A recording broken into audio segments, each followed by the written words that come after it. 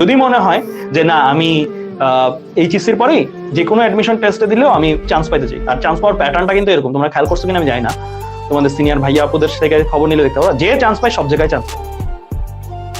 যে রোল এক হয় সে কি ধর্মে খারাপ থাকে, সে কি সমাজে খারাপ থাকে? দেখবে সমাজ ধর্মে এগুলোতেও সে হাইয়েস্ট মার্কস পায়, রাইট? যে চান্স পায় সেরকম ভাবে সে সব জায়গায় চান্স পায়। এমন না যে সে মেডিকেলে পাইলো অমুক জায়গায় পাইলো না, ভার্সিটিতে পাইলো অমুক জায়গায় পাইলো না, এই জিনিসটা হয় না। এবার চান্স পাচ্ছে তো পাচ্ছি, আর যে চান্স পায় না আনফর্চুনেটলি সে কোনো জায়গায় পায়, খুবই কষ্ট হয় তার জন্য। সো আমরা তোমাদেরকে আসলে ওই ব্রিডটাই তৈরি করতে চাই, মানে ওই জাতটাই তোমরা, যে জাতটা আমরা তৈরি করতে চাই যে সব জায়গায় পরীক্ষা দিচ্ছ এন্ড চান্স হয়ে যাচ্ছে। আমি তোমাদেরকে কিছু এক্সাম্পল শেয়ার করি ভাইয়া।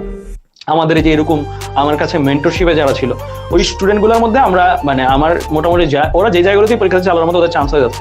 ইঞ্জিনিয়ারিং প্রিপারেশন হিসেবে বাট মেডিকেলের থার্ড মেডিকেল যেটা সোহরাওয়ার্দী মেডিকেল ওইখানেও চান্স হয়ে যাচ্ছে। এরকমও স্টুডেন্ট আছে ইঞ্জিনিয়ারিং প্রিপারেশন নিচ্ছে ঢাকা মেডিকেলেও চান্স হয়ে যাচ্ছে, কারণ ওভারঅল তাদের পরিশ্রমের পরিমাণটাই ছিল বেশি পুরো এইচএসসি লাইফ জুড়ে। তো ওদের ওইভাবেই তৈরি করা হয়েছে, ওদেরকে এক জায়গায় চান্স পাওয়ার জন্য, ওদের সব জায়গায় ডমিনেট করার জন্য তৈরি করা হয়েছে। তো তোমরা ওই ক্যাটাগরিটা বিলং করো। সো আমি জানি না তোমাদের মধ্যে কয়জন শেষ পর্যন্ত টিকতে পারো। যেমন ফর এক্সাম্পল আজকাল লাইভের ক্লাসে শুরুতে কতজন ছিল, এখন কয়জন আছে? অনেকেই ঝরে পড়বে। ফার্স্ট সাইকেলে কয়জন ছিল, লাস্ট সাইকেলে কয়জন থাকবে, দেখবে অনেকেই ঝরে পড়বে, স্বাভাবিক। এটা আমরা জানি, তারপরেও আমরা এটা করি। কারণটা হচ্ছে যে এটা একটা স্যাটিসফ্যাকশনের জায়গা যে আমাদের স্টুডেন্টরা টপ 10-এ এততম হয়েছে বা এই ভালো রেজাল্ট করছে।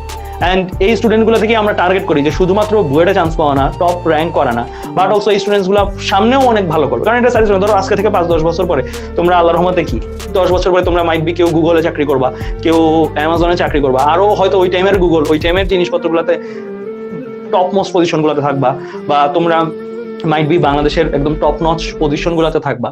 সো এইটা আমাদের একটা প্রাউডের জায়গা না, যে আমরা তখন তোমাদের কাছে যদি যাই বা পরিচয় দিই তোমাদের সাথে আমাদের একটা কমিউনিকেশন থাকবে, এটা ভাবতেই তো আমাদের ভালো লাগে। সো এর জন্য ভাইয়ারা এই পরিশ্রমটা করি অ্যান্ড তোমাদেরকে এই পরিশ্রমটা করাই।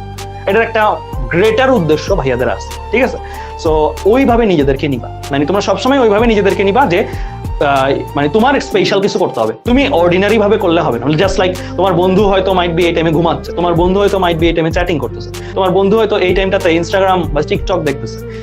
হ্যাঁ, সাময়িক রিক্রিয়েশন তোমার চেয়ে বেশি, তার অনেক বেশি। তুমি আর ফিল করতে হবে যে তুমি থাকে না রোজার সময় আমরা সংযম রাখি, রোজার সময় আমরা সংযম থাকবো। তো তোমার টাইমটা মনে করতে হবে যে পুরো টাইমটাই রোজা এই সেন্সে যে তুমি সংযম রাখবা, নিজের সংযত রাখবা অলওয়েজ।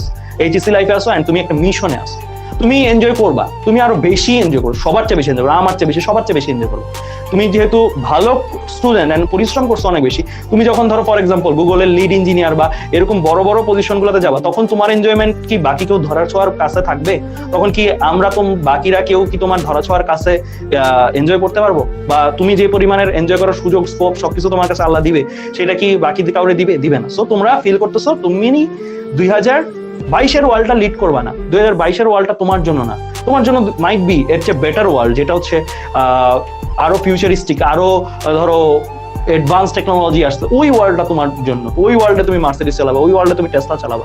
সো দ্যাটস ওয়াই তুমি বোর্ন করছো, দ্যাটস জন্ম নিছো, দ্যাটস ওয়াই তুমি পরিশ্রম করছো।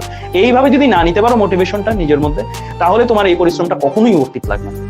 অর্থিত লাগবে তখনই যে তুমি একটা গ্রেটার ড্রিম দেখো, নট লাইক সারা বছর থাকে না চাকরি করবো, সারা বছর কাজ করবো, নট লাইক তুমি এরকম ড্রিম দেখো না। তুমি একটু এক্সট্রাঅর্ডিনারি, তুমি 35-36 এজে রিটায়ার করবা এন্ড তোমার হাতে আল্লাহর মধ্যে দ্যাট মাচ ক্যাশ থাকবে, তোমার ফ্যামিলি, তোমার পরিবার পরিজন সবাইকে তুমি অ্যাকচুয়ালি হ্যাপি রাখতে পারো, সবাই প্রাউড করবে তোমাকে নিয়ে, অ্যান্ড সবাইকে তুমি পুরো ওয়ার্ল্ড ট্যুর দেওয়াতে পারো, তোমার আম্মু আব্বুকে অ্যান্ড তোমার ফুল ফ্যামিলিকে, অ্যান্ড তুমিও প্রত্যেকটা জায়গায় মানে তোমার বেসিক্যালি মানে লাইফটাকে তুমি অ্যাকচুয়ালি কি করতে পারবা, যে দান করা থেকে শুরু করে সব জায়গা থেকে তুমি, তোমার এমন হবে না যে কোনো একটা জিনিস অ্যাকচুয়ালি প্রাইস ট্যাগ দেখে নিতে হচ্ছে, বা লাইক তুমি একটা ড্রিম দেখো বাট ওই ড্রিমটা তুমি ফুলফিল করতে পারছো। সো তোমার মধ্যে মোটামুটি ড্রিম ফুলফিল করার এভরি ক্যাপাসিটি থাকবে। সো ওইভাবে তুমি পরিশ্রম করতেছো, ওইভাবে তুমি গ্রো হতে চাচ্ছ। সো তোমার অবশ্যই অন্যান্যদের মতন রিক্রিয়েশন করলে হবে না, তাহলে তো সবাই ওই লাইফটা পেতো, সবাই তো এই লাইফটা পায় না।